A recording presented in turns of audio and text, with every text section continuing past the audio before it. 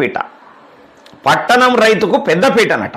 పట్టణం రైతు పీటకు ఏందో నాకు అర్థం కాలేదు. 75 లక్షల అభివృద్ధి పనులకు శ్రీకారం చుట్టిన మంత్రి శ్రీధర్ బాబట. మరి పట్టణాల్లో మౌలిక వసతుల విస్తరణకు ప్రభుత్వం కట్టుబడి ఉందని స్పష్టం.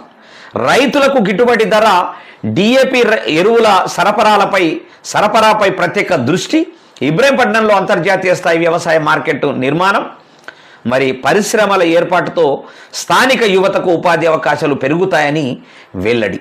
మరి పట్టణ ప్రాంతాల సమగ్ర అభివృద్ధితో పాటు రైతుల సంక్షేమానికి రాష్ట్ర ప్రభుత్వం అత్యున్నత ప్రాధాన్యత ఇస్తుందని రాష్ట్ర సమాచార సాంకేతిక పరిశ్రమలు శాసనసభ వ్యవహారాల శాఖ మంత్రి రంగారెడ్డి జిల్లా ఇన్ఛార్జి మంత్రి దుద్దిల శ్రీధర్ బాబు పేర్కొన్నారు.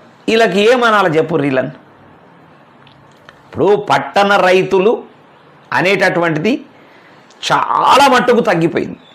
అరే గ్రామీణ రైతులను ఆదుకుర్రయ్యా, మీరు ఫస్ట్ గ్రామీణ రైతుల మీద ఫోకస్ చేయండి అని నేనంటే వీళ్ళు పట్టణ రైతుల మీద ఫోకస్ చేస్తాను.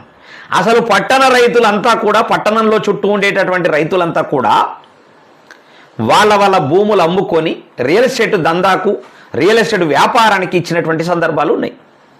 ఇక పట్టణ రైతులు ఎక్కడికి వెళ్ళే మినకబడ్డారు నాకు అర్థం కాదు. అంటే పల్లె రైతులకు సంబంధించినటువంటి రైతులను కాస్త ఎక్కువ ఫోకస్ పెట్టి వాళ్ళను అభివృద్ధి చేయండి అని మనం అంటే, వీళ్ళేమో పట్టణ రైతులట వాళ్ళకి అభివృద్ధి చేస్తారట, పైసలు తగలబెడతారు. ఫలాలు ప్రతి గ్రామానికి, ప్రతి పట్టణానికి, ప్రతి రైతు కుటుంబానికి చేరేలా ప్రభుత్వం ప్రణాళికాబద్ధంగా ముందుకు సాగుతోందని కూడా ఆయన స్పష్టం చేసినట్టు తెలుస్తూ ఉంది. మరి సోమవారం చేవెళ్ల నియోజకవర్గ పరిధిలోని శంకర్పల్లి మున్సిపల్ పరిధిలో బీడీఎల్ జంక్షన్ వద్ద మరి ఆయన మాట్లాడినటువంటి ముచ్చట్లు. అసలు రంగారెడ్డి జిల్లా ఈ చేవెళ్ల ఈ చుట్టుపక్కల మ్యాక్సిమం అంటే మొత్తం భూములు అమ్మేసుకున్నారు. చాలా తక్కువ మంది రైతులు ఇలా వ్యవసాయం చేస్తూ ఉంటారు. చాలా తక్కువ అంటే చాలా తక్కువ.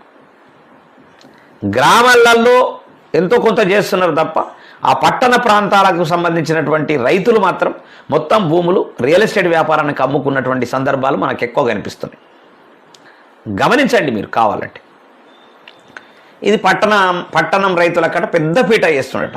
పెద్దపీట తయారు చేసుకొని తీసుకొచ్చేసి వాళ్ళకి ఏంటి వేస్తే మంచిగా కూర్చుంటారు, రియల్ ఎస్టేట్ వ్యాపారం చేసుకుంటారు. ఏం మాట్లాడతారు, ఏం వాళ్ళది ఆ పొట్టువాడేంది, ఆ కథ ఏంది.